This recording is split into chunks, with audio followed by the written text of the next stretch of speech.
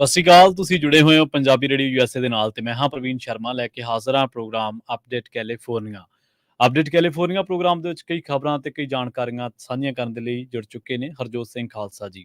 ਹਰਜੋਤ ਸਿੰਘ ਜੀ, ਸਤਿ ਸ਼੍ਰੀ ਅਕਾਲ, ਸਵਾਗਤ ਹੈ ਜੀ। ਸਤਿ ਸ਼੍ਰੀ ਅਕਾਲ, ਧੰਨਵਾਦ ਜੀ ਆਇਆਂ ਨੂੰ। ਪੰਜਾਬੀ ਰੇਡੀਓ ਯੂਐਸਏ ਦੇ ਜਿੰਨੇ ਵੀ ਸਰੋਤੇ ਸਾਡੇ ਸਾਰੇ ਹੀ AM ਸਟੇਸ਼ਨਸ, FM ਸਟੇਸ਼ਨਸ, ਘਰਾਂ ਦੇ ਵਿੱਚ ਰੇਡੀਓ ਸੈਟਸ ਦੇ ਰਾਹੀਂ, ਟੈਲੀਫੋਨ ਦੇ ਰਾਹੀਂ, ਫੇਸਬੁੱਕ, YouTube ਤੇ ਲਾਈਵ ਦੇਖ ਰਹੇ ਹੋ, ਸੁਣ ਰਹੇ ਹੋ, ਸਾਰਿਆਂ ਨੂੰ ਜੀ ਆਇਆਂ ਨੂੰ ਤੇ ਬਹੁਤ ਹੀ ਪਿਆਰ ਤੇ ਸਤਿਕਾਰ ਭਰੀ ਸਤਿ ਸ਼੍ਰੀ ਅਕਾਲ। ਸਰੋਤਿਓ, ਅੱਜ ਨਵੰਬਰ ਦੀ 27 ਤਰੀਕ ਆ ਤੇ ਦਿਨ ਸੋਮਵਾਰ ਆ। ਤੁਹਾਡੇ ਲਈ ਸ਼ਾਮ ਦਾ ਅਪਡੇਟ ਕੈਲੀਫੋਰਨੀਆ ਪ੍ਰੋਗਰਾਮ ਲੈ ਕੇ ਹਾਜ਼ਰ ਹੋਏ ਆ ਜੀ। ਅਪਡੇਟ ਕੈਲੀਫੋਰਨੀਆ ਪ੍ਰੋਗਰਾਮ ਨੂੰ ਸਪਾਂਸਰ ਕਰਦੇ ਨੇ ਖਾਲਸਾ ਇੰਸ਼ੋਰੈਂਸ ਏਜੰਸੀ ਵਾਲੇ, ਜਿਨ੍ਹਾਂ ਤੋਂ ਤੁਸੀਂ ਹਰ ਤਰੀਕੇ ਦੀ ਇੰਸ਼ੋਰੈਂਸ ਲੈ ਸਕਦੇ ਹੋ। ਇੰਸ਼ੋਰੈਂਸ ਬਾਰੇ ਪਤਾ ਕਰਨ ਦੇ ਲਈ ਇਹਨਾਂ ਦਾ ਨੰਬਰ ਹੈ 408-272-2500। ਇਹ ਪਿਛਲੇ 3 ਦਹਾਕਿਆਂ ਤੋਂ ਵੱਧ ਸਮੇਂ ਤੋਂ ਇੰਸ਼ੋਰੈਂਸ ਬਿਜ਼ਨਸ ਦੇ ਵਿੱਚ ਨੇ ਤੇ ਸ਼ਾਨਦਾਰ ਸੇਵਾਵਾਂ ਦੇ ਰਹੇ ਨੇ। ਅਮਰੀਕਾ ਭਰ ਦੇ ਵਿੱਚ ਇੰਸ਼ੋਰੈਂਸ ਕਰਦੇ ਨੇ। ਅੱਜ ਹੀ ਡਾਇਲ ਕਰੋ 408-272-2500।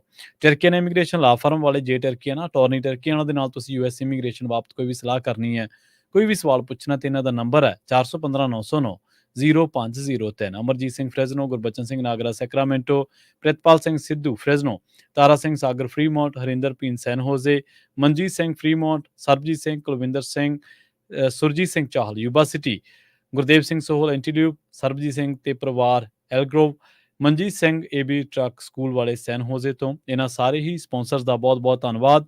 ਤੇ ਜੇਕਰ ਤੁਸੀਂ ਵੀ ਪੰਜਾਬੀ ਰੇਡੀਓ USA ਦੇ ਇਹਨਾਂ ਪ੍ਰੋਗਰਾਮਾਂ ਨੂੰ ਸਪਾਂਸਰ ਕਰਨਾ ਚਾਹੁੰਦੇ ਹੋ ਤਾਂ ਸਟੂਡੀਓ ਦਾ ਨੰਬਰ ਹੈ 408-272-5200 ਜੀ। ਵੀ ਸਾਡੇ ਸਰੋਤੇ ਜੁੜੇ ਹੋਏ ਆ। ਅੱਜ ਗੁਰੂ ਨਾਨਕ ਪਾਤਸ਼ਾਹ ਦੇ ਗੁਰਪੁਰਬ ਦੀਆਂ ਬਹੁਤ ਬਹੁਤ ਵਧਾਈਆਂ।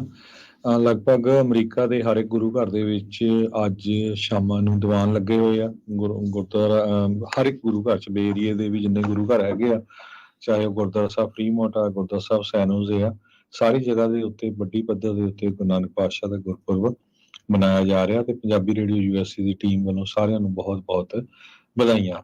ਤੇ ਪੰਜਾਬੀ ਰੇਡੀਓ USA ਦੇ ਉੱਤੇ ਵੀ ਤੁਸੀਂ ਲਗਾਤਾਰ ਪਰਸੋਂ ਤੋਂ ਨਨਕਾਣਾ ਸਾਹਿਬ ਤੋਂ ਜਿਹੜੀ ਕਵਰੇਜ ਆ ਗੁਰੂ ਨਾਨਕ ਪਾਤਸ਼ਾਹ ਦੇ ਗੁਰਪੁਰਬ 'ਚ ਉਹ ਸੁਣਦੇ ਆ ਰਹੇ ਹੋ। ਅੱਜ ਵੀ ਕਾਫੀ ਘੰਟੇ ਜਿਹੜੀ ਕਵਰੇਜ ਆ ਤੁਸੀਂ ਸਾਰੇ ਹੀ ਰੇਡੀਓ ਸਟੇਸ਼ਨਾਂ ਤੇ ਸੁਣੀ। ਨਾਲ ਦੀ ਨਾਲ YouTube TV ਚੈਨਲਾਂ ਦੇ ਉੱਤੇ ਜਿਹੜੇ ਆ, ਫੇਸਬੁੱਕ ਦੇ ਉੱਤੇ ਪੰਜਾਬੀ ਰੇਡੀਓ ਦਾ ਤੁਸੀਂ ਜਿਹੜੇ ਪ੍ਰੋਗਰਾਮ ਉਹ ਦੇਖੇ ਵੀ। ਤੇ ਸਾਡੀਆਂ ਇਹ ਖਬਰਾਂ ਤੋਂ ਬਾਅਦ ਵੀ ਜਿਹੜੇ ਆ ਬਾਕੀ ਦਾ ਜਿੰਨਾ ਪ੍ਰੋਗਰਾਮ ਉੱਥੇ ਦਾ ਰਹਿੰਦਾ ਆ, ਉਹ ਸਾਰਾ ਤੁਸੀਂ ਲਾਈਵ ਸੁਣੋਗੇ ਤੇ ਦੇਖੋਗੇ ਵੀ। ਤੇ ਨਾਲ ਦੀ ਨਾਲ ਹੁਣ ਦੱਸਦੇ ਜਾਈਏ ਜੋ ਖਬਰਾਂ ਕੀ ਕੁਝ ਵਾਪਰਿਆ ਕੈਲੀਫੋਰਨੀਆ ਦੇ ਵਿੱਚ। ਇਕੋਨਮੀ ਨੂੰ ਲੈ ਕੇ ਜੇ ਗੱਲਬਾਤ ਕਰਦੇ ਜਾਈਏ, ਕੈਲੀਫੋਰਨੀਆ ਦਾ ਭੱਠਾ ਜਿਹੜਾ ਸਮੈਸ਼ ਐਂਡ ਗ੍ਰੈਬ ਨੇ ਇੰਨਾ ਜ਼ਿਆਦਾ ਬਿਠਾਲਿਆ ਆ। ਪਿਛਲੇ ਵੀਕਐਂਡ ਦੇ ਦੌਰਾਨ ਵੀ ਬਹੁਤ ਸਾਰੇ ਸਟੋਰਾਂ ਦੇ ਵਿੱਚ ਰੋਬਰੀਆਂ ਹੋਈਆਂ, ਬ੍ਰੇਕ ਇਨ ਹੋਏ ਆ।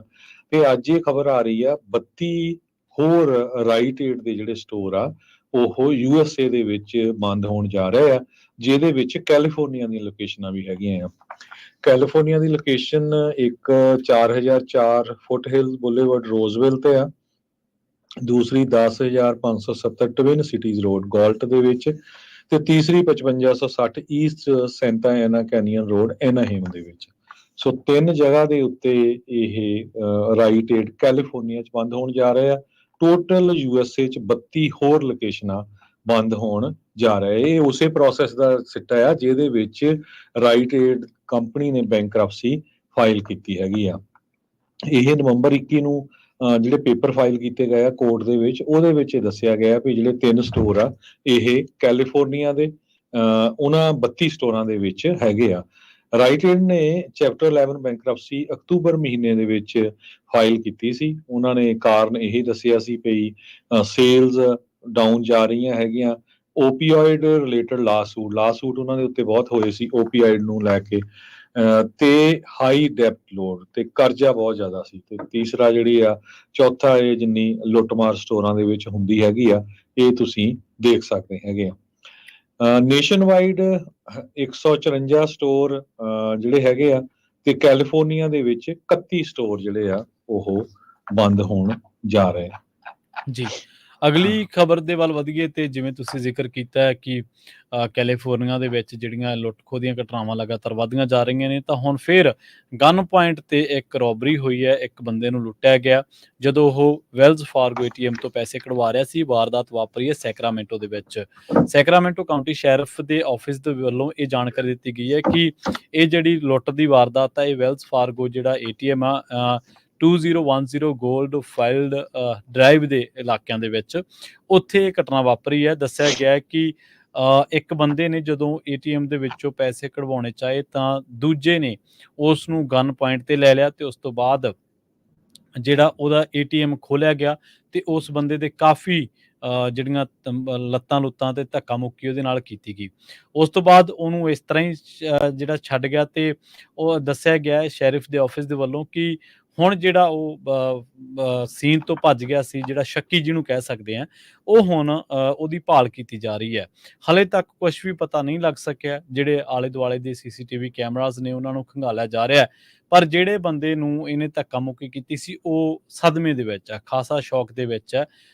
ਤਾਂ ਹੁਣ ਪੁਲਿਸ ਨੇ ਲੋਕਾਂ ਨੂੰ ਇਹ ਵੀ ਕਿਹਾ ਕਿ ਜਦੋਂ ਤੁਸੀਂ ਪੈਸੇ ਕਢਵਾਉਣੇ ਹੋ, ਖਾਸ ਕਰਕੇ ATM ਦੇ ਵਿੱਚੋਂ ਜਦੋਂ ਤੁਸੀਂ ਬ੍ਰਾਂਚ ਤੋਂ ਬਾਹਰ ਹੁੰਦੇ ਹੋ, ਤਾਂ ਉਦੋਂ ਆਪਣੇ ਆਲੇ ਦੁਆਲੇ ਨਜ਼ਰ ਜਿਹੜੀ ਆ ਜ਼ਰੂਰ ਰੱਖਣੀ ਚਾਹੀਦੀ ਹੈ ਕਿ ਸਾਡੇ ਆਲੇ ਦੁਆਲੇ ਵਾਪਰ ਕੀ ਰਿਹਾ, ਤੇ ਇਹ ਨਾ ਹੋਵੇ ਕਿ ਕੋਈ ਤੁਹਾਨੂੰ ਗਨ ਪੁਆਇੰਟ ਤੇ ਲੈ ਕੇ ਤੁਹਾਡਾ ATM ਖੋਹ ਕੇ ਲੈ ਜਾਵੇ ਜਾਂ ਤੁਹਾਡਾ ਕੋਈ ਜਾਨੀ ਨੁਕਸਾਨ ਕਰ ਜਾਵੇ। ਜੀ, ਇਸੇ ਤਰ੍ਹਾਂ ਜੇ ਕੈਲੀਫੋਰਨੀਆ ਦੇ ਸ਼ਹਿਰ ਓਕਲੈਂਡ ਦੀ ਗੱਲ ਕਰਦੇ ਜਾਈਏ, ਸ਼ਨੀਚਰਵਾਰ ਨੂੰ ਓਕਲੈਂਡ 'ਚ ਸ਼ਰੇਆਮ ਦਿਨ ਦਿਹਾੜੇ 8 ਗੰਨਾਂ ਵਾਲਿਆਂ ਬੰਦਿਆਂ ਨੇ ਇੱਕ ਸਿਗਰਟ ਜੋ ਆ ਡਿਲੀਵਰੀ ਕਰਦੇ ਸੀ, ਕੂਲ ਜਿਹੜੀ ਕੰਪਨੀ ਆ ਉਹਨਾਂ ਦਾ ਡਰਾਈਵਰ ਜਿਹਦੇ ਕੋਲ ਖੁਦ ਗਨ ਸੀਗੀ, ਉਹ ਜਦੋਂ ਇੱਕ 7-Eleven ਤੇ ਡਿਲੀਵਰੀ ਕਰਨ ਆਇਆ ਤੇ ਬਾਹਰ 8 ਜਾਣਿਆਂ ਨੇ ਆਪਣੀਆਂ ਗੰਨਾਂ ਦੇ ਨਾਲ ਉਸ ਬੰਦੇ ਨੂੰ ਲੁੱਟ ਲਿਆ। ਉਹਦੇ ਕੋਲੋਂ ਜਿਹੜੀ ਗਨ ਸੀ ਉਹ ਵੀ ਲੈ ਲਈ ਤੇ ਉਹਨੂੰ ਜਿਹੜਾ ਕੁੱਟਿਆ ਮਾਰਿਆ ਵੀ, ਤੇ ਪੂਰੇ ਦਾ ਪੂਰਾ ਜਿਹੜਾ ਉਹਨਾਂ ਦਾ ਜੋ ਸਿਗਰਟ ਪੇਨ ਦੇ ਵਿੱਚ ਭਰੀਆਂ ਹੋਈਆਂ ਸੀਗੀਆਂ ਉਹ ਲੈ ਕੇ ਚਲੇ ਗਏ।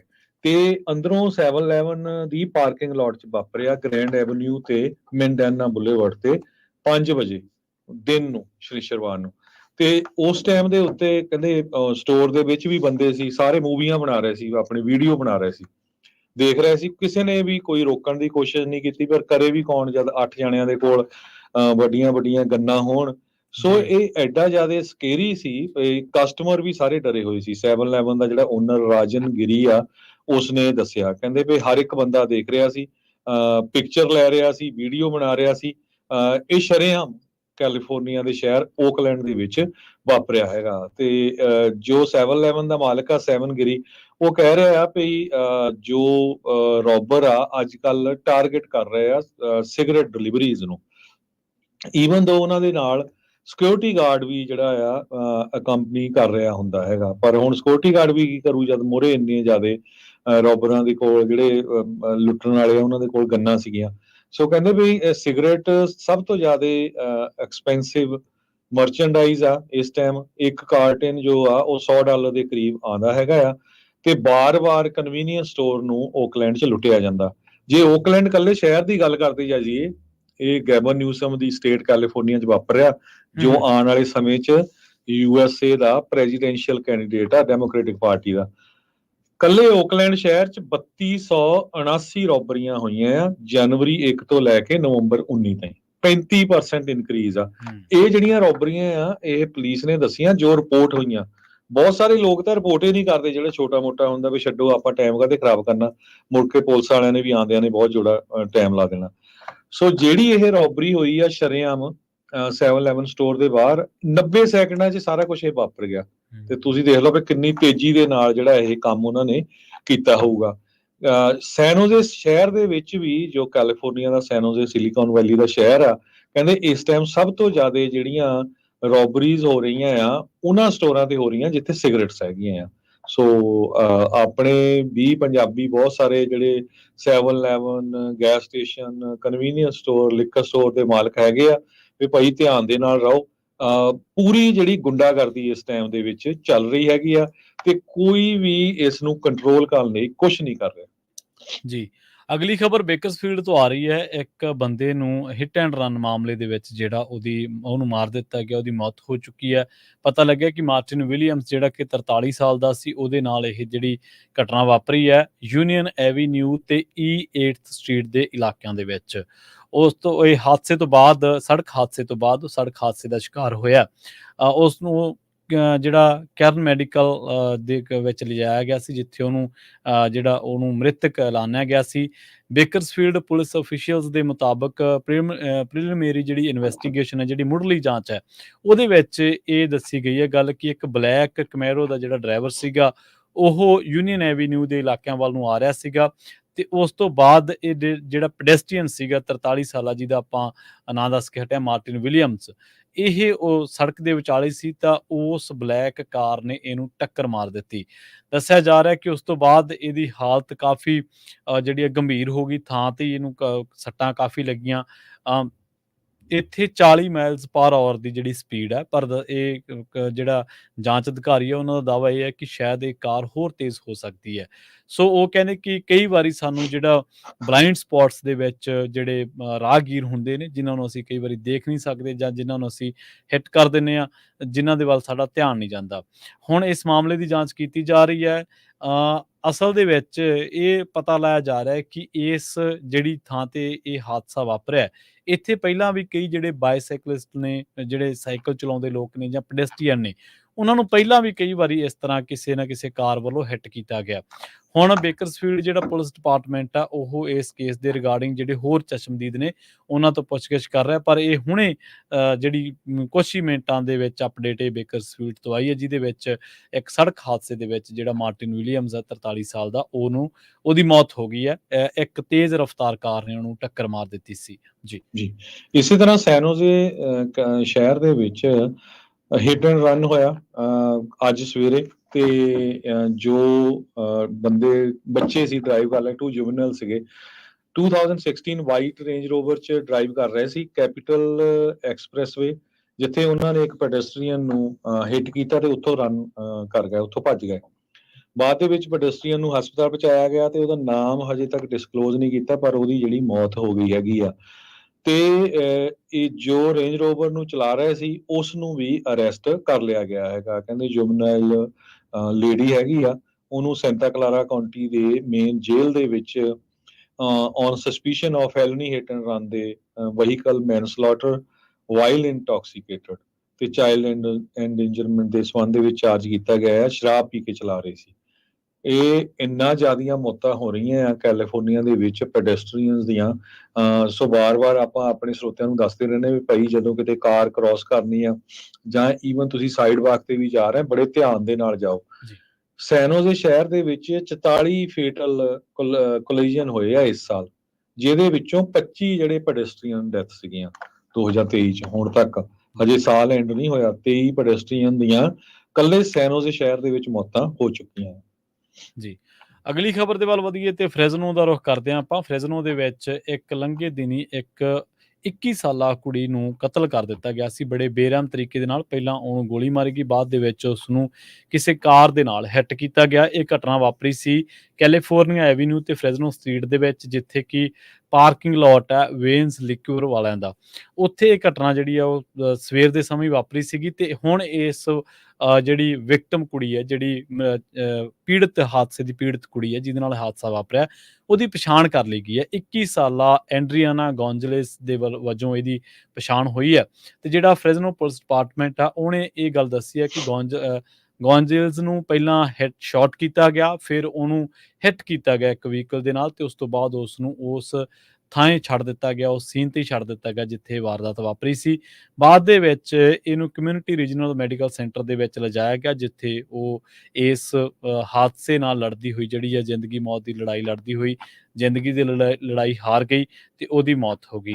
ਹਲੇ ਤੱਕ ਪੁਲਿਸ ਨੇ ਇਸ ਮਾਮਲੇ ਦੇ ਵਿੱਚ ਕਿਸੇ ਵੀ ਸ਼ੱਕੀ ਦੀ ਜਿਹੜੀ ਜਾਣਕਾਰੀ ਹੈ ਉਹ ਰਿਲੀਜ਼ ਨਹੀਂ ਕੀਤੀ ਹੈ, ਪਰ ਹਾਂ ਪੁਲਿਸ ਨੇ ਇੰਨਾ ਜ਼ਰੂਰ ਕਿਹਾ ਹੈ ਕਿ 10-11 ਵਜੇ ਦੇ ਕਰੀਬ ਇਹਨਾਂ ਇਲਾਕਿਆਂ ਦੇ ਵਿੱਚ ਜਿਸ ਕਿਸੇ ਵੀ ਸ਼ੱਕੀ ਨੂੰ, ਵਹੀਕਲ ਨੂੰ, ਤੇਜ਼ ਰਫ਼ਤਾਰ ਨੂੰ, ਕਾਰ ਨੂੰ ਤੁਸੀਂ ਦੇਖਿਆ ਜਾਂ ਕਿਸੇ ਨੇ ਰੈੱਡ ਲਾਈਟ ਕਾਹਲੀ ਦੇ ਵਿੱਚ ਕ੍ਰਾਸ ਕੀਤੀ ਹੈ, ਤਾਂ ਉਹਦੇ ਬਾਰੇ ਜਾਣਕਾਰੀ ਜਿਹੜੀ ਆ ਉਹ ਜ਼ਰੂਰ ਫ੍ਰੈਜ਼ਨੋ ਪੁਲਿਸ ਡਿਪਾਰਟਮੈਂਟ ਦੇ ਨਾਲ ਸ਼ੇਅਰ ਕੀਤੀ ਜਾਵੇ। ਜੀ, ਅਗਲੀ ਖਬਰ ਫ੍ਰਿਜ਼ਨੋ ਏਰੀਏ ਤੋਂ ਆ ਰਹੀ ਹੈ, ਜਿੱਥੇ ਕੈਲੀਫੋਰਨੀਆ ਦੇ GOP ਕਾਂਗਰਸਮੈਨ ਡੇਵਿਡ ਬੈਲਡਾਹੋ ਦੇ ਆਫਿਸ ਨੂੰ ਵੈਂਡਲਾਈਜ਼ ਕੀਤਾ ਗਿਆ ਐਂਟੀ ਇਜ਼ਰਾਈਲੀ ਜਿਹੜੇ ਆ ਪ੍ਰੋਟੈਸਟਰਸ ਉਹਨਾਂ ਵੱਲੋਂ।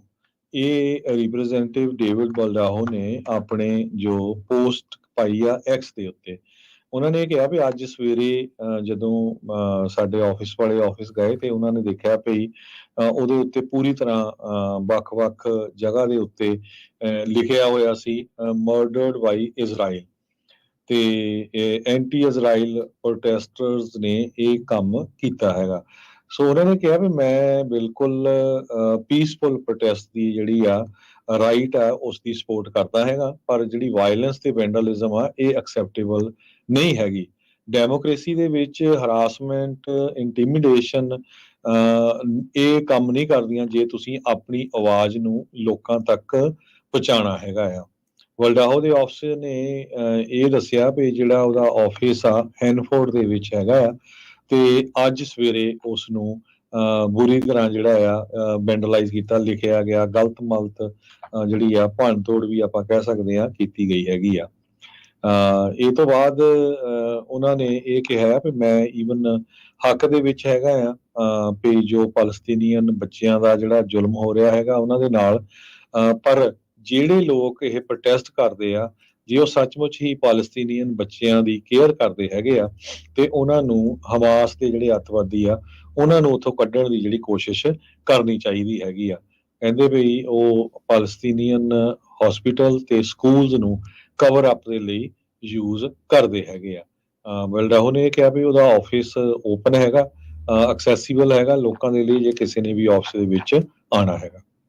ਸੈਕਰਾਮੈਂਟੋ ਦਾ ਰੁਖ ਕਰਾਂਗੇ। ਸੈਕਰਾਮੈਂਟੋ ਦੇ ਵਿੱਚ ਇੱਕ ਨਾਈਟ ਕਲੱਬ ਦੇ ਬਾਹਰ ਇੱਕ ਮਾਮੂਲੀ ਝਗੜੇ ਤੋਂ ਬਾਅਦ 2 ਜਣਿਆਂ ਨੂੰ ਜਿਹੜੀ ਗੋਲੀ ਮਾਰ ਦਿੱਤੀ ਗਈ ਹੈ, ਪਰ ਹੁਣ ਪੁਲਿਸ ਨੇ ਪਹਿਲਾਂ ਹੀ ਦੱਸਿਆ ਸੀਗਾ ਕਿ 2 ਜਣਿਆਂ ਨੂੰ ਗੋਲੀ ਮਾਰੀ ਹੈ। ਹੁਣ ਸੈਕਰਾਮੈਂਟੋ ਪੁਲਿਸ ਦੇ ਮੁਤਾਬਕ ਜਿਹੜੇ 2 ਜਾਣੇ ਆ ਉਹ ਥਾਂ ਮਰ ਗਏ ਤੇ ਇਸ ਤੋਂ ਬਾਅਦ ਇੱਕ ਜਿਹੜਾ ਜ਼ਖਮੀ ਆ ਉਹ ਗੰਭੀਰ ਰੂਪ ਦੇ ਵਿੱਚ ਜ਼ਖਮੀ ਹੈ। ਪੁਲਿਸ ਦੇ ਦੱਸਣ ਦੇ ਮੁਤਾਬਕ 1:45 ਤੇ ਸਵੇਰੇ ਯਾਨੀ ਕਿ ਰਾਤ ਨੂੰ ਇਹ ਘਟਨਾ ਵਾਪਰੀ ਹੈ। ਸੈਕਟੋ ਨਾਈਟ ਕਲੱਬ ਆ ਉੱਥੇ 700 ਬਲਾਕ ਜਿਹੜਾ ਗਵਰਨਰ ਦੇ ਸਰਕਲ ਦੇ ਇਲਾਕਿਆਂ ਦੇ ਵਿੱਚ ਪੈਂਦਾ, ਸਾਊਥ ਸੈਕਰਾਮੈਂਟੋ ਇਲਾਕਿਆਂ ਦੇ ਵਿੱਚ। ਉਹ ਕਹਿੰਦੇ ਕਿ ਜਦੋਂ ਡਿਪਟੀਜ਼ ਉੱਥੇ ਪਹੁੰਚੇ ਸੀਗੇ ਤਾਂ ਉਦੋਂ ਉਹਨਾਂ ਨੂੰ 2 ਬੰਦੇ ਉੱਥੇ ਜਿਹੜੇ ਜ਼ਖਮੀ ਹਾਲਤ ਦੇ ਵਿੱਚ ਮਿਲੇ ਸੀਗੇ। ਉਹਨਾਂ ਨੂੰ ਲੱਗਦਾ ਸੀਗਾ ਕਿ ਸ਼ਾਇਦ ਬਹੁਤ ਜ਼ਿਆਦਾ ਗੋਲੀਆਂ ਵੱਜੀਆਂ ਨੇ ਤੇ ਉਸ ਤੋਂ ਬਾਅਦ ਉਹਨਾਂ ਨੂੰ ਥਾਂ ਜਿਹੜਾ ਉਹ ਡੈਡ ਡਿਕਲੇਅਰ ਕਰ ਦਿੱਤਾ ਗਿਆ ਤੇ ਇੱਕ ਹੋਰ ਬੰਦੇ ਦੇ ਕਾਫੀ ਗੋਲੀਆਂ ਵੱਜੀਆਂ ਸੀਗੀਆਂ, ਜਿਹਦੇ ਬਾਰੇ ਦੱਸਿਆ ਜਾਂਦਾ ਕਿ ਉਹ ਨਾਈਟ ਕਲੱਬ ਦਾ ਓਨਰ ਦੱਸਿਆ ਗਿਆ।